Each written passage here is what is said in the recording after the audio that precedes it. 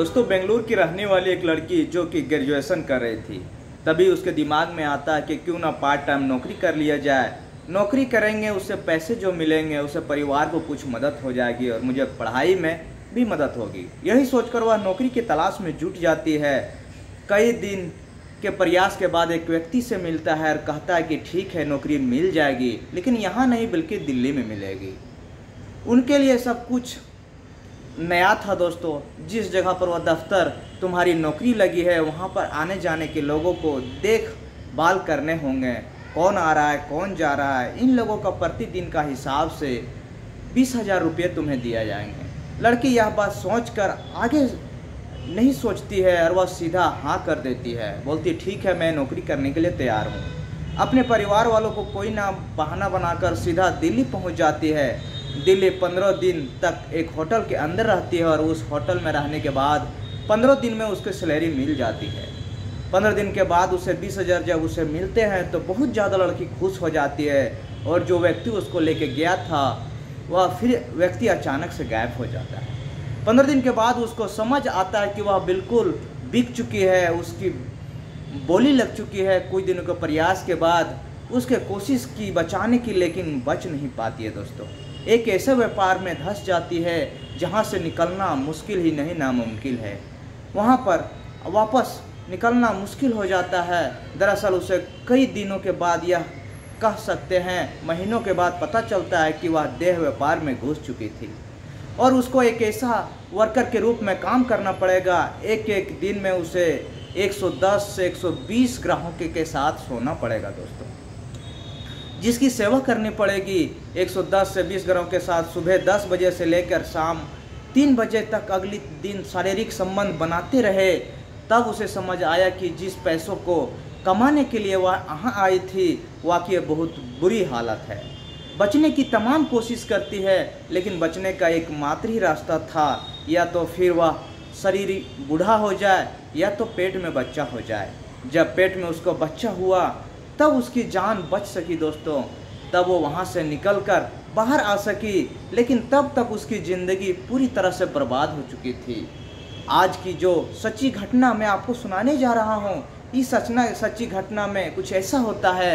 यह कहानी पहली लड़की नहीं बल्कि एक जैसी 500 लड़कियों की ज़िंदगी बर्बाद होने वाली थी दोस्तों, जिसको सुनाने के बाद शायद आपके भी रोंगटे खड़े हो जाएंगे और सुनने के बाद आपके दिलो दिमाग काम करना बंद कर देगा। दोस्तों आगे सुनाने से पहले अगर चैनल में नए हैं तो चैनल को सब्सक्राइब कर एक लाइक कर दीजिए। यह घटना दिल्ली के जीबी रोड की है। बात कर रहा हूँ 30 अगस्त 2016 की। पुलिस को लीड मिलता है कि जीबी रोड के अलग अलग कमरों में कुछ लड़कियाँ कैद है और उनसे गलत काम करवाया जा रहा है, उनसे गैर धंधा करवाया जा रहा है, ग्राहकों की सेवा की जा रही है, उनसे उनकी पूरी ज़िंदगी से काली कर दी गई है। पुलिस ने बिल्कुल सूचना के हिसाब से जब रेड मारी तो अलग अलग कमरों में सच में 250 से 300 लड़कियां बरामद होती है और कुछ उसके साथ ग्राहक लड़के भी बरामद होते हैं। वह जब लड़कियों से पूछा जाता है तुम यहाँ कैसे आई, तो कुछ लड़कियों ने सिर्फ एक ही नाम लिया कि मुझे सिर्फ सायरा बेगम ने यहाँ पर लाया है। सायरा बेगम का नाम जब काफ़ी चर्चित हुआ करता था, काफ़ी पुराना हो चुका था, लेकिन यह नाम क्यों आया उसके बाद फिर अखबारों के माध्यम से, मीडिया के माध्यम से यह चारों बगल फैल चुका था दोस्तों। तो सायरा बेगम की भी एक कहानी होती है, कहानी दर्दनाक होती है, जो आज से शुरू होती है दर्द से दोस्तों, लेकिन वो कहानी फिर दर्द देने वाली कहानी बन जाती है। दरअसल कहानी शुरू होती है हैदराबाद से। जब ये लड़की 15 साल का हुआ करती थी तब उसके माँ बाप ने इसको शादी करवा दी। शादी बिल्कुल अपने उम्र के चरगुने लड़के की उम्र से शादी कर देता है, जहाँ वह हर दिन उसके साथ बलात्कार किए जा रहा था, क्योंकि वह जानती थी कि 15 साल की उम्र में शादी का क्या मतलब होता है, जीवन का क्या मतलब होता है। अभी कोई ज़िंदगी है। लड़की ने जब उसको ज़्यादा परेशान हो रहा था, इसका शारीरिक शोषण शुरू कर दिया था, तब उसके बीच में कुछ वक्त गुजारने की कोशिश करती थी। लेकिन एक दिन उस लड़की को एक बुरी खबर मिलती है कि उसकी माँ बाप दोनों ही दुनिया में नहीं रहे, वो मर चुके हैं। अब सिर्फ सहारा था पति का, लेकिन पति उसे लगातार बलात्कार और दुख दिए जा रहा था, तकलीफ दे रहा था। बेहद गरीब परिवार की लड़की थी, जाए तो जाए कहाँ। रात के अंधेरे में चुपके से वह घर से निकल जाती है, भाग जाती है और दौड़ते दौड़ते वह कई 100 किलोमीटर का रास्ता तय कर लेती है। और रास्ता तय करने के बाद वह दिल्ली पहुंच जाती है, यही सोचकर कि दिल्ली में आकर नौकरी करेगी, अपना पेट पालने की कोशिश करेगी। 1 दिन हो जाता है, 2 दिन हो जाते हैं, कई दिन हो जाते हैं, लेकिन ना तो ठीक से रोटी हाथ लगती है और ना ही कोई नौकरी मिल पाती है दोस्तों। इस तरह से कामकाज की तलाश में ढूंढ ही रहा था। इस बात को देखते हुए लड़की बेहिंता परेशान हो जाती है और वो टहलते टहलते एक ऐसी जगह पर पहुंच जाती है जो कोठे पर पहुंच जाती है दोस्तों, जहां उसको थोड़ा सा अपना समय देना था, किसी भी पुरुष के, किसी भी ग्राहक के साथ उसको सेवा करना था, वक्त बिताना था और उसके बदले में उसे ठीक ठाक पैसे मिल रहे थे। उसने देखा कि भूखे मरने से अच्छा है यह काम कर लिया जाए, लेकिन वह देहव्यापार था दोस्तों। एक सेक्स वर्कर की तरह किसी के साथ भी वक्त गुजारना था। अब यहाँ कोई रात नहीं थी और कोई दिन नहीं था, बस काम किए जा रहा था। यहाँ सब कुछ जैसा नहीं था और उसके साथ शुरू से लेकर बहुत दिनों तक ऐसा चलता रहता है। उम्र उसकी बहुत कम और ज़्यादा से ज़्यादा लोग उसके साथ शारीरिक शोषण कर रहे थे। वक्त आगे बढ़ता है और 1990 की बात है। इस जीबी रोड पर रेड पड़ जाती है और जब पुलिस की रेड पड़ती है तो बहुत सारी लड़कियों को यहाँ से पकड़ा जाता है और पकड़ने के बाद इस सारा बैगों को भी पकड़ लिया जाता है, सीधा हवालात में कर दिया जाता है। बाकी लड़कियाँ ऐसी होती हैं जिनके परिवार वाले उनसे संपर्क करके ले जाते हैं और जिनको जानने और संपर्क वाले लेके जाते हैं, लेकिन सारा बैगम को लेने वाला, उनके घर ले जाने वाला कोई नहीं आया और ना ही लड़की को पुलिस को मजबूरन उसे छोड़ना पड़ता है दोस्तों। और इसके पास कहीं जाने का कोई रास्ता नहीं था, कहीं घर नहीं था, कहीं मकान नहीं था। वापस उस सलाखों से निकलकर सीधा पहुंच जाती है उसी जगह पर जिस जगह से पुलिस पकड़ के लाए थे। यानी वहाँ देखती है कि ज़्यादातर लड़कियाँ यहाँ से गायब हो चुकी है और उसके बाद फिर अपना खुद का धंधा शुरू करता है। अब तक का खुद सेक्स वर्कर के रूप में काम कर रहे थे, लेकिन अब ये मालकिन के रूप में काम करना शुरू कर देती है। कोई लड़की आती है, वो सीधा 5000 में खरीदते हैं, कहीं वह सीधा से कहती है उसी लड़की को वो आगे चलकर 2 लाख में बेच दिया करती थी दोस्तों। और इसी हिसाब से वह धीरे धीरे करके ये धंधा पनपने लगती है, इसका धंधा भी पनपने लगता है। और लड़कियां यहाँ पर आती थी, लड़कियां कम उम्र की लड़कियां होती थी, खासकर वो लड़कियां जिनको नौकरी की तलाश हुआ करती थी, खासकर वो लड़कियां जो अपने परिवार से तंग आकर अपने घर को छोड़ना चाहती थी, खास करके वे लड़कियां जिनको जिनके बॉयफ्रेंड या उनके घर वाले धोखा दे दिए हैं, पुरुष दोस्तों ने छोड़ दिया हो, वे लड़कियां जिनके साथ कोई गांव वालों ने, शहर वालों ने गंदा काम कर दिया हो, ऐसी लड़कियां जो मजबूरी के कारण में अपने घर से त्याग करके निकली हुई हो, उन्हें मजबूरन फ़ायदा उठाकर कुछ ऐसे दलाल जो उन्हें धंधे पर धकेल दिया जाता है, उठा लिया जाता है, चाहे वह नेपाल की हो, पश्चिम बंगाल की हो, उड़ीसा की हो, कर्नाटक की हो, असम की हो, आंध्र प्रदेश की हो, बिहार की हो या महाराष्ट्र की हो। ऐसे कितनों प्रांतों की लड़कियां थी, कितने ऐसे दलाल थे लगातार इसी तरह से काम कर ही रहे थे। वो कम उम्र की लड़कियां जब इस सायरा बेगम के कमरे में पहुंचती है, उसके बाहों में उनके यहाँ पहुंचती है, तो उनकी कम उम्र होती है, सभी को ऐसा इंजेक्शन दिया जाता है जिस इंजेक्शन को लेने के बाद उन लड़कियों के अंदर से उत्तेजना पैदा हो जाती है, उसके शरीर उत्तेजना पैदा होने लगता है।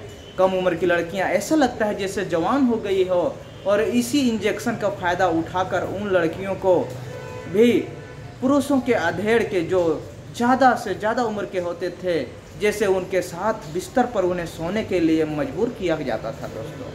और लगातार ऐसे ही चलता रहता है। और अब सायरा बेगम का जो साम्राज्य था वो बहुत दिनों दिन बढ़ता जाता है दोस्तों। और दिल्ली के अलग अलग इलाकों में बड़ी बिल्डिंगें, कारें खरीदते रहता है, प्लॉट भी खरीदते रहता है। बेंगलुरु में बिल्डिंग खरीदती है, कई शहरों में बिल्डिंग खरीदना शुरू कर देती है, बड़ी बड़ी गाड़ियां होती है, लग्जरी कारें होती है। जो पैसे होते हैं वह नगद अपने पास रखती है, कई सारे बैंकों पे अपने खाते खुलवाने शुरू कर देती है और वहाँ पर नगद पैसा जमा करना, निकासी शुरू हो जाता है दोस्तों। साल 1999 की बात है, उससे पहले की एक मुरादाबाद का रहने वाला लड़का जिसका नाम होता है आफाक हुसैन, वो अपने घर से रोजी रोटी कमाने के लिए निकलता है। साथ ही निकलते निकलते वे पहुंच जाता है जेबी रोड, ऐसे इलाके में जहां पर ये महिलाएं, जहां पर वो लड़कियां इस तरह का गंदा धंधा करती थी। और इसी बीच पहुंच जाता है इसी महिला के आने की सायरा बेगम के कमरे में दोस्तों, उसी साम्राज्य में पहुंच जाता है और वो नौकरी में लग जाता है। रोजी रोटी जो मिलती थी उसी से अपना काम चलाता था, खाता पीता कुछ पैसे बचा के अपने घर परिवारों के लिए भेज दिया करता था, साथ ही घर भेज दिया करता था। उसकी भी ज़िंदगी चल ही रही थी। लेकिन कब तक उस लड़के का आफाक हुसैन को उस महिला सायरा बेगम से प्यार हो जाता है यह उसे भी नहीं पता चलता है। दोनों साल 1999 में शादी कर लेते हैं। एक दूसरे के साथ यह पति पत्नी के बंधन में बन जाते हैं, मियाँ बीवी के रूप में रहना शुरू कर देते हैं। लेकिन इनका साम्राज्य अब बड़ा होने लगा था। 6 अलग अलग कोठे होते हैं इनके। ये लड़की अलग मालकिन बन जाती है। जब 6 कोठों पर जितनी भी लड़कियां होती थी, चाहे वो खरीद के आई हो, चाहे अपनी मर्जी से आई हो, चाहे कोई दलाल बेच गया हो, अब इनसे धंधा कराया करती थी। दिनों दिन इसका साम्राज्य बढ़ता चला जाता है। लेकिन यह साम्राज्य बढ़ तो रहा था।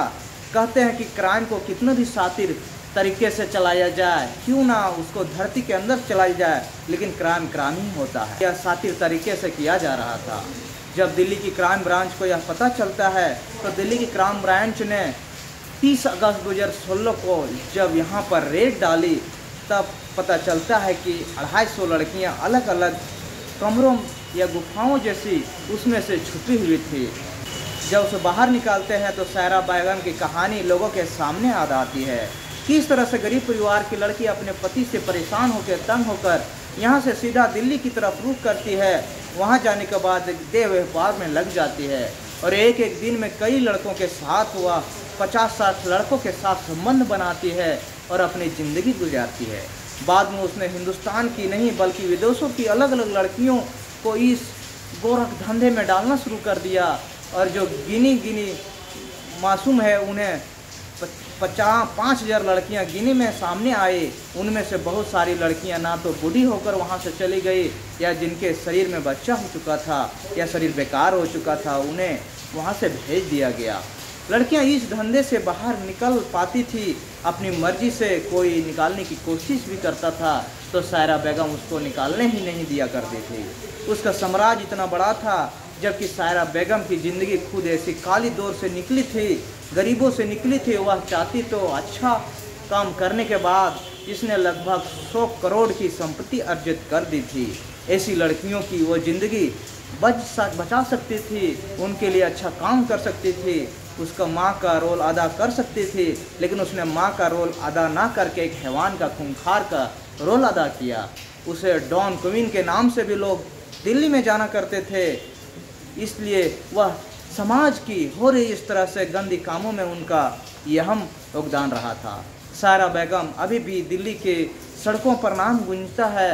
यह उस तरह से घटनाओं में शामिल था। दोस्तों यह कहानी सुनाने का मकसद किसी का दिल या घटना को ठेस पहुंचाना नहीं है, बस समाज में आप लोग को जागरूक करना है। ऐसे कहानी आगे सुनने से पहले चैनल को सब्सक्राइब कीजिए और लाइक करके। तब तक के लिए धन्यवाद।